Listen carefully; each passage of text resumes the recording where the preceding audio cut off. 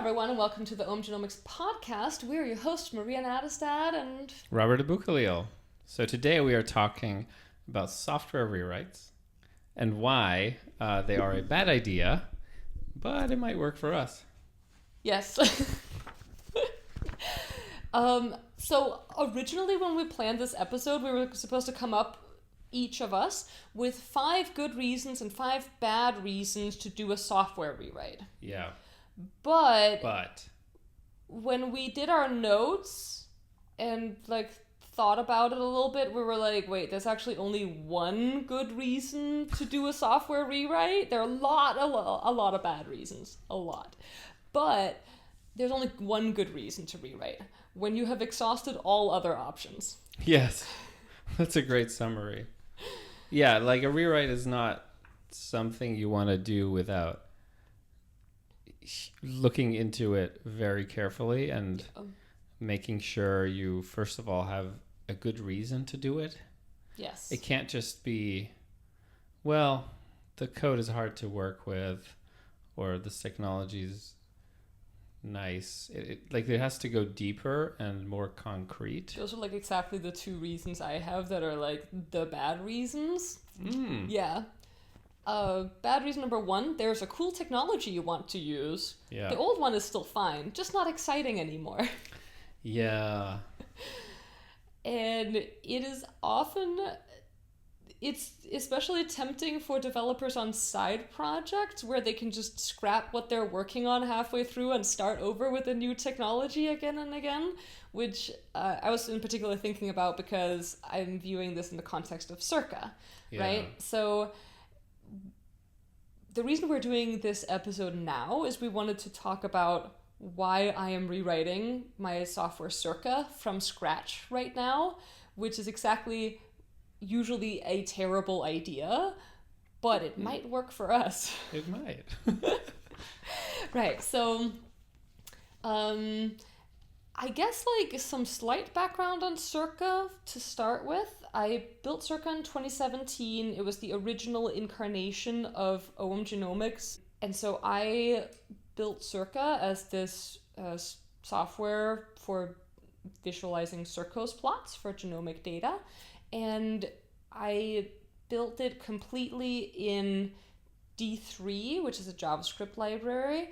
And it's basically a web app, but I used Electron, which is a specific technology, to wrap it into a desktop application. And if you're a software engineer and you know what this means, basically Electron lets you turn a web app into a desktop application by shipping an entire copy of the Chrome web browser with it, or at least the Chromium, which is the infrastructure that underlies Chrome, which is also what Microsoft's Edge browser is built on top of. So that Chromium is basically the bones of an entire web browser, and you ship that with your web app inside of it, so that it can live as a desktop app. And if that sounds like a bundle that's hard to have compatibility with various JavaScript libraries and the NPM package management infrastructure, yes, it is in fact very difficult now. At the time it worked great, but now that we have the new Macs that include the ARM infrastructure or types of chips like the M1 and M2 chips, they don't operate well with this, and I don't fully understand why. But at the end of the day, I tried a lot of things, and I cannot test Circa on my Mac anymore. The new M1 Mac I have doesn't run Circa without me building an entire distribution first every time I want to see a code change and what change it made. So it's completely impossible to work with. Yeah. Iteration time is everything for me when building software. It's important for most software engineering to be able to iterate quickly and see the effect of the code change you just made. But when it's a visual change, I'm building a visualization tool here, it is crucial to be able to immediately see the change I made so I know whether I'm on the right track. There thousands of style choices I make in like a day that I need to be able to see immediately in order to work quickly. And I wanted to make some major updates to Circa. And we can go into more detail on those, but because I wanted to make huge changes to it, I also just wanted to kind of start over with just the architecture of the application, aside from the whole desktop wrapping structure of it. Yeah. I think that sounds like a good reason to do a rewrite. Like there's a clear pain point you can point to, and it's measurable. Right. And that kind of reminds me of a rewrite I did at a previous biotech company, where there was the system that would generate screenshots of IGV genome browser. And it was really painful to work with because it would often go down, and then the engineers would have to intervene, and then the clinical folks would be wasting time not being able to access it. And so that was another clear-cut case of this is measurably bad. Let's fix it. And in that case, it was a small part of a larger application. So it was easier to do. You could surgically go in and fix just that piece. Yeah, exactly. I didn't have to start everything over. Right. Like the entire internal infrastructure of the company. Right. Yeah. Yeah. Yeah, I mean, that kind of gets into one of the ways we have of dealing with having to do a rewrite is you go and you try to fix as small of a piece of it as possible. Like if you can just fix one small part and the rest is fine, great.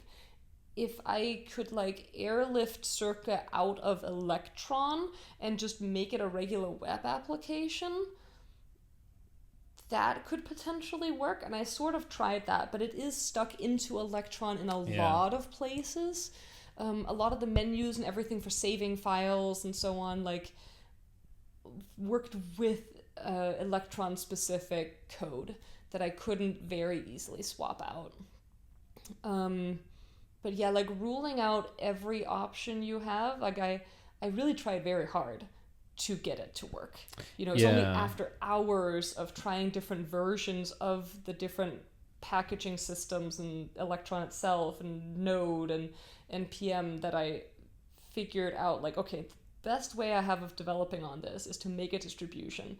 And then I tried coding with making a distribution every time I needed to make a code change. And I tried that for like a day. And I was like, I just can't do this anymore. Yeah. Like, I don't want to live like this. This is not a good life. And because I'm building this by myself, I also needed to manage my own motivation. Like, when you're on a team with other people, like if you have some legacy software and, you know, everyone has put many years of work into it, scrapping it and starting over is not usually a good idea. And just a developer saying, you know, I would really rather get out of bed in the morning if I could work with this new technology is maybe not a good enough reason. But when I'm the only one working on it and I get to make that decision for myself, and I'm like, okay, would it meaningfully help me to feel more excited about building Circa again? Like, I haven't built that much into Circa for the last 5 or 6 years. And I would really love to give it new life. And I'm going to feel way more excited about that if I get to code it from scratch. Right. And so now there's a lot of pros to rewrites that normally aren't enough of a reason to do it. Right. Because there are so many cons, right? It takes so much effort to completely remake an application from scratch. I have almost already spent as many hours building the new Circa as I used to build the old Circa. And that's with the benefit of, like, hindsight. Yeah. But you're improving it too at the same time. Yes. Huge improvements. And I think that's actually a thing that a lot of rewrites that I've seen done in industry don't do. Is they will say, the functionality needs to remain the same. Mm. The UI stays the same. It's just the underlying belly of the monster that has to be modernized. And I've seen this at several places, and that's really hard because the first time the app was built, a lot of the UI decisions were made because of limitations in the engineering, which is annoying, but that often happens. And so now you're like, well, but we have a better way to do it, but it takes a long process to modify these inefficiencies in the UI at the same time. Yeah. It's hard because when you're in a company, you're working with a larger team, you have some separate UX designers that now need to be deployed onto that project if you are going to make UI changes. Right. Yeah, and it's often hard to justify. Like with your rewrite, the benefits are very clear. Like I've seen an early version of it. It's a magical experience. It's like huge improvement over the first version. But if all you're doing is changing the internal architecture, like the user doesn't care if you're using Kubernetes or serverless. If the product doesn't benefit as a function of the rewrite, well, what's the point? Yeah, then it needs to be as big of a problem as my problem with doing a distribution. Every time I'm testing code, it needs to be something that slows down development so much that then it affects the product. Yeah. That it should be extremely obvious. And like another example that I've seen at work is a web app that was written in just technologies that are so old that I had never heard of them. And I had been working in JavaScript for many years at that point already. But like nobody codes in CoffeeScript and Knockout anymore. Nobody has any idea how to code in that. And I couldn't figure out how to read this code at all. There were literally I think there were 3 different scripts, 3 different files that included JavaScript code that referred to the same objects. Oh no. One of them was kind of an HTML-esque file that had pieces of JavaScript inside of it. Okay. And then there was another one that was a JavaScript file, but maybe that was the CoffeeScript. And then there was a third one somehow that was also related somehow. And I don't remember the details anymore, but it was so complicated that I never understood this and just avoided the application completely. Yeah. And coded something separate over here so that I wouldn't, because I tried, but I couldn't get very far.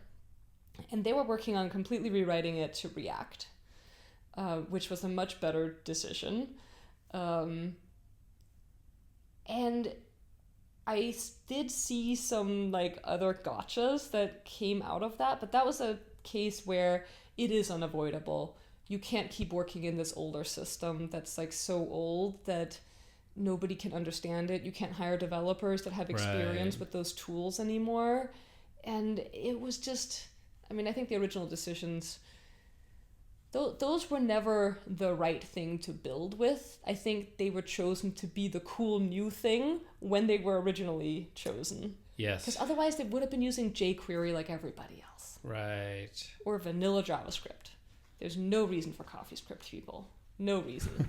I have no idea what CoffeeScript and Knockout were CoffeeScript people, leave us your angry comments. Yeah, please do. I don't know how this ever happened, but I guess it's the ruins of someone's oh, I love this cool new technology decision.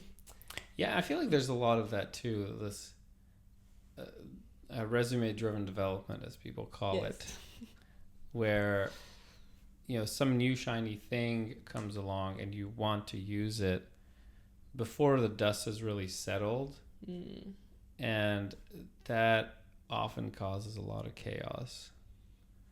Yeah.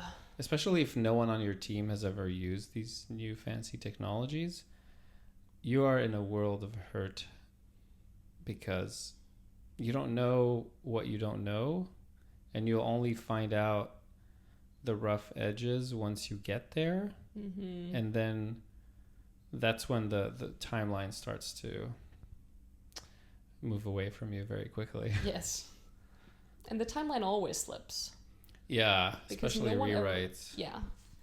Because no one ever leaves a software team alone for 6 months to a year. Yes. And it always takes you at least that long to rewrite the Right. application that your entire team has been working on this whole time. Right. I mean, it's been like years of development. Yeah. It's a huge thing. Rewriting it, even if you know exactly what it should do, and even if you can copy some of the code over, or like flat out rewrite it, and you still have the tests, and like you can do a lot to try to like limit the damage, but it's still going to take a long time. Yes. And I agree with you that there's often, after 6 months, this is just always something that happens.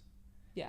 Something that happens, I've had experience with 2 rewrites getting canceled in my career. Yeah. Where like one of them, we were basically almost done.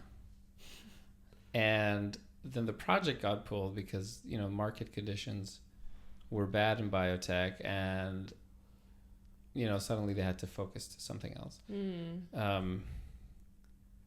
So that's another problem, is especially if there isn't a very clear benefit that you can point to say this is essential. Like, this is one of the top things the company has to do, not just like a nice to have that we agreed to because the conditions were good at the time. Yeah. Yeah, software rewrites are not like exciting enough to be the thing you do when times are good. Like, they should be something that you try to like fix the system gradually as best you can. Yeah. I think a lot of my notes are around how to minimize the damage of a rewrite, like how to limit it so that it doesn't get out of control like that.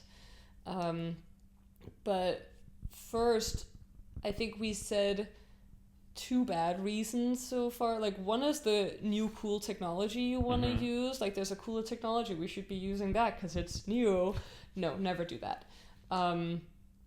Another one is the application is just too complicated. It's too complex.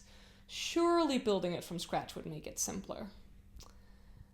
But the thing is, the complexity was added over time as new business needs arose and problems were discovered, and like it needs all that functionality.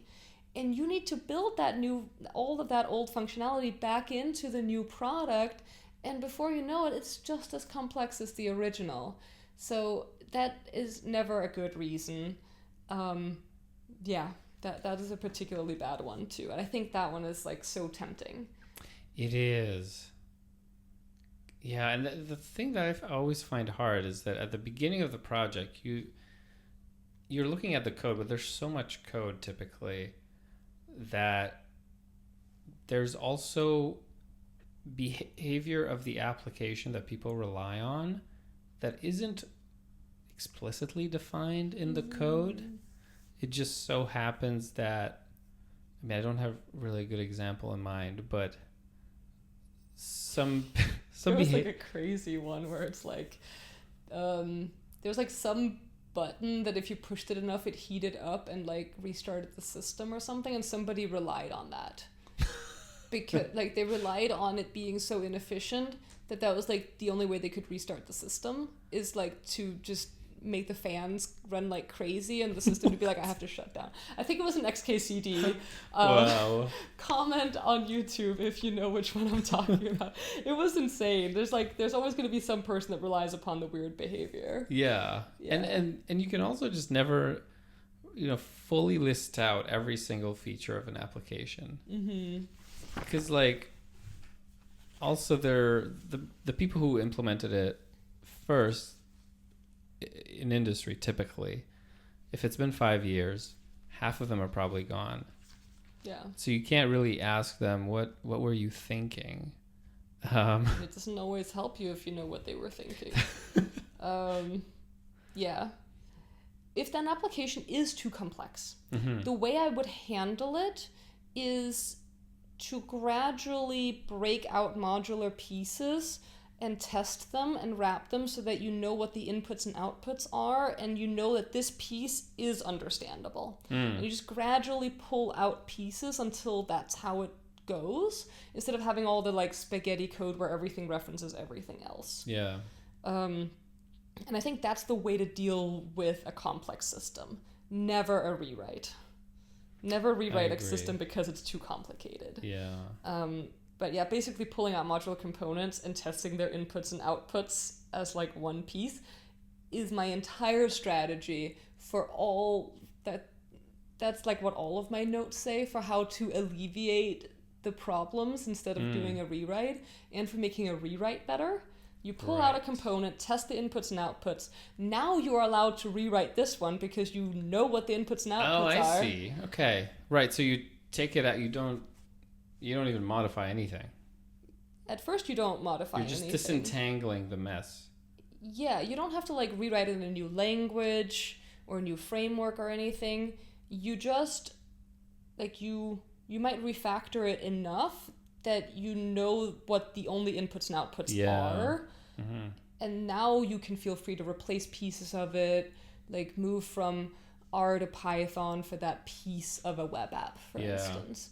And like you can do that in a lot of different ways. You can do it for an API, like take an endpoint and be like, okay, the code inside of this endpoint is actually just going to call this other script in a totally different language or something and get the answer back. And like that could be fine. Like you want to do it at the endpoint phase, like take a piece at a time in whatever way your application can support taking a piece. Right. And then you can, test it, inputs, outputs, and you rewrite it one at a time if you want to do a rewrite.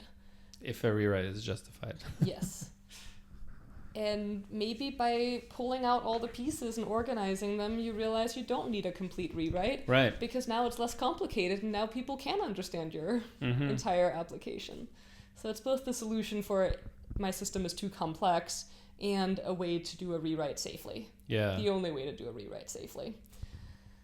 So and speaking of safe rewrites, the thing that I've seen done in all successful rewrites is a proof of concept. If you're going to rewrite something from, language X to language Y, or you want to fix a system that's flaky and you think using a certain solution will help, please, for the love of everything holy, do a proof of concept with a tiny example. Like in the example of the IGV screenshot, I had designed an architecture, implemented an example version of it, then tried to scale it, like sent a bunch of requests to see if it would work. Turns out it was horrible. So I had to tweak the architecture instead of just going in a linear fashion and saying we're going to spend all this time designing the architecture, then we're going to spend all this time implementing it. You just do it all up front in a really not fully featured way at all. You just do a very small test. Because this is when the issues will come up. And if it doesn't look good, you tweak it then, not 6 months in. Yeah. You code the very riskiest part of the application first, and you make it a very crappy looking prototype. Yeah. But you try the new technology with the hardest thing you can. Like in the new Circa, one thing that's like risky is, can I have a good way to save a user's session when it's not a desktop application? When I'm not using Electron anymore, how do I do that? And I actually probably waited too long to de-risk this because I wanted to just get really familiar with working in Svelte and stuff first, which was another thing I had to de-risk, that technology worked for me. So I built like the most basic part of a circles plot first, so I could see that like, okay, I can get a circles plot like showing up in this when like I can do a visualization. Okay, now let me make a more complex system that makes that more modular and stuff like that. But, having a dirty prototype is important. And like now what I just de-risked is, can I save a user session to their computer, and is that system working well? Like there are new APIs, new things you can do in JavaScript that only work on like Chrome and maybe Edge too, because it's Chromium underneath, that let a user save a file to their computer instead of having like to download it and then it goes in their downloads folder, Yeah. and then they have to upload it again. Right. Instead, I can just like, save it, and I can open it from their computer when they select it from their computer. So it's just like a much better flow that feels more like how you would work with any desktop application, like opening stuff in Photoshop back in the day when that was a desktop app. Right. Everything's kind of moved online, Yeah. but it's using this like progressive web app framework that is just like really cool. So you can have things that feel more like a desktop application and give the user the functionality of that. And yeah, I'm definitely like, I quickly went and just, I need to just prototype that in like an hour to make sure I can get it working, that I can save and load onto the user's computer. Let me deal with the flow of where the button should go later. Like I made it a button first before I put it in like the nice navigation menu looking thing. So at first it was just buttons. And I just needed to see that it could like work at all. Yeah. So I de-risk it first. But, usually it's something much more complicated than that. Like a way to update databases and a way to like scale systems and, all of that you were talking about. It can be a lot riskier. So finding a way to de-risk it with a fast prototype. Yeah. Find the person on the team who is like super gung-ho about making this. Make them do it, give them a day, see how far they get. Yeah. Then maybe give them the rest of the week if it's going to be a larger project. But don't wait 6 months to try that part until you've written all the other parts of the application that you're pretty sure you know how to do. Don't know why I'm telling you that. You guys. Yeah, whenever possible, doing pieces. Oh, yes. So the other thing I always find interesting is, so when people talk about estimating the time it takes to write software, the rule I had heard for years that I've kind of been using is you multiply your own estimate by 2 and you add 1. So if you think something will take 2 weeks, you multiply by 2, so that's 4 weeks plus 1, 5 weeks. Because, there's always things you don't account for in the software design itself, but also meetings show up, you're on call, whatever. Yeah. But for rewrites, I feel like it is like a 10x estimate. Yeah, it's overhead. Bad. It's like, because there's so much uncertainty. And again, the benefits are not always exactly clear and not something you could point to. In those cases, it's easier to kind of have the project be taken over by some other higher priorities. Yeah.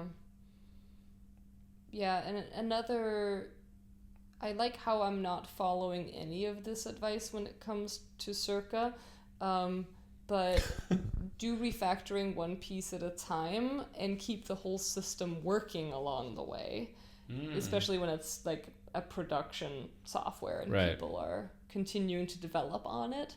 In my case with Circa, you're the only the one. original version is still out there. People can still download that, and I'm not touching it, so it's fine. But I had like, I have one that I'm kind of proud of that I did on the Deep Variant team, where Deep Trio had been forked because it was originally an experiment to see if we could make Deep Variant work with a trio, which is the child in question who might have a variant and their 2 parents. Right. So the code, most of the code was still shared with Deep Variant, but the files that had been changed, they had been copied, and then instead of like the only sample, it was child, parent 1, parent 2 for like most of the pieces of code that we're dealing with those samples. So I, at one point, was like, okay, I think we have to refactor it back to deep variant. Right. Because it was a copy of of some of the code base. And it became difficult because the team was still working on deep variant. So deep variant had some nice improvements added to it that Deep Trio hadn't inherited because the code in question that had been changed had been forked before the change. Right, and it diverged. Yeah. Yeah. So I needed to get them to converge. Okay. So I could either copy the new changes over into Deep Trio. No. Or I could like steer Deep Trio back into Deep Variant. And the way I ended up dealing with this after much consideration of poking around the code and talking to the team and everything, I ended up making a generalized solution that would say, okay, you have n samples, and this might be like up to 4 or 5 samples that you could actually support in the code, but there's like one limitation, like how big the pileup images are that it creates. So like there's a natural limitation, but the code can still work otherwise. So I made it so that you would have an array of samples, and they would have like, you know, a role and maybe a name and stuff like that, so I could still carry along all the information. So they could be called child parent 1, parent 2, that would be their roles. Right. And so Deep Trio would be running deep variant with an array of child parent 1, parent 2. And normal deep variant would be an array of one element that's just the one sample. Right. And so like I generalized it along the way. And I think that's important because it also gave us additional functionality. We were actually able to take that and make a deep somatic, which had also been forked much earlier from Deep Variant in a totally different way. And so Deep Trio was coded in a more aligned way, where like the way that Deep Somatic had originally been written, we wouldn't have been able to take that and make it work for trios. But now I have an array, and I can make an array of 2 things, tumor and normal. So instead of that fork, now you just like make a new deep somatic. Yeah. And folks on the team managed to make a deep somatic out of that structure, like after I had done all the refactoring. And it was still a lot of work for them. Like you have to find data and like, you know, engineer some changes to pileup images and things like that still. But because we were able to like generalize it, it added functionality at the same time. And the hardest part about this was to keep both Deep Variant and Deep Trio functional the entire time. Right. While other people are modifying it too. Yes. They're making code changes too.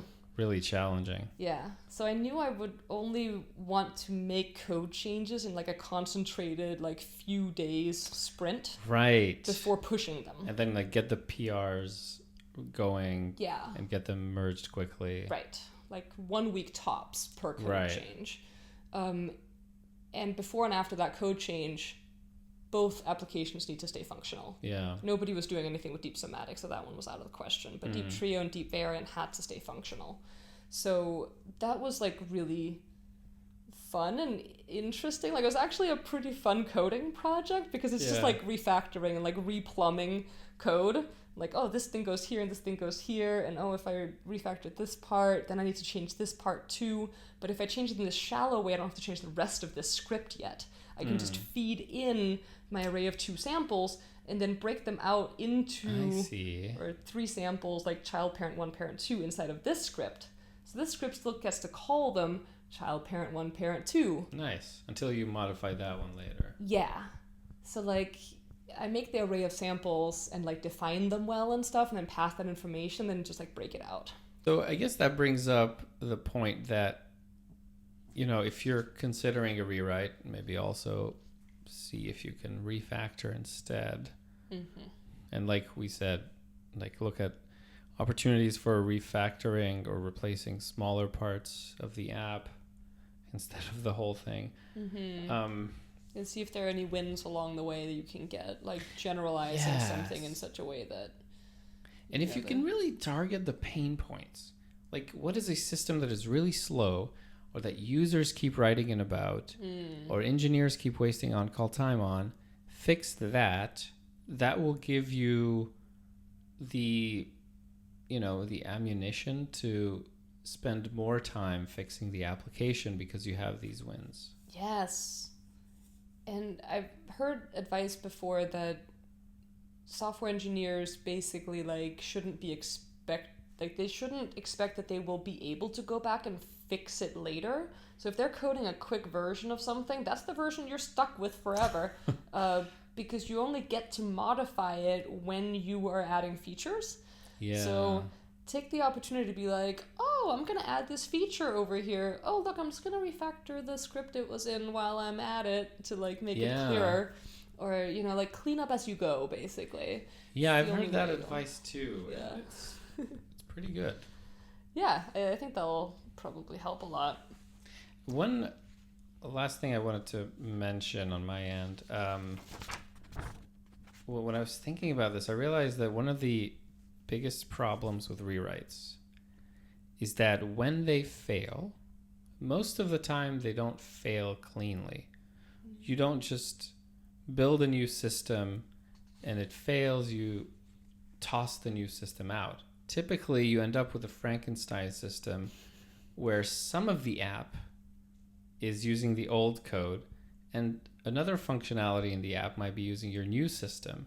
So now you're maintaining both, which is a lot more complicated and annoying because any cross talk between the two is going to be very complex. Right. We don't have a lot of reasons to rewrite software, but from Circa, I do have some pros. Now that you have exhausted all other options, now you get to rewrite the software. There are going to be some benefits to that. Right. And I know I have to put in a lot of effort to do it. It's going to take many more hours, but given that I already have to do that, let me take the good with the bad. Yeah. And so some of the benefits are there are new technologies that have emerged that can enable me to code faster and to modularize my code better because Svelte, similar to React, works with components. And that was not something that I had really done with the original application with D3.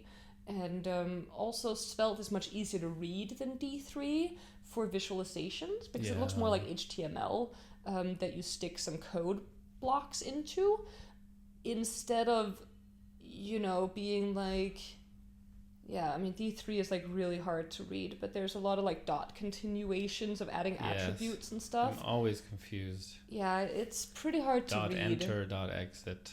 Yes. Doing that correctly is not, I didn't even do it correctly because you're supposed to be managing every data point. When new data points appear in the data, you're supposed to add more elements and subtract them if data points leave. So exit is when data goes away, and enter is when data enters.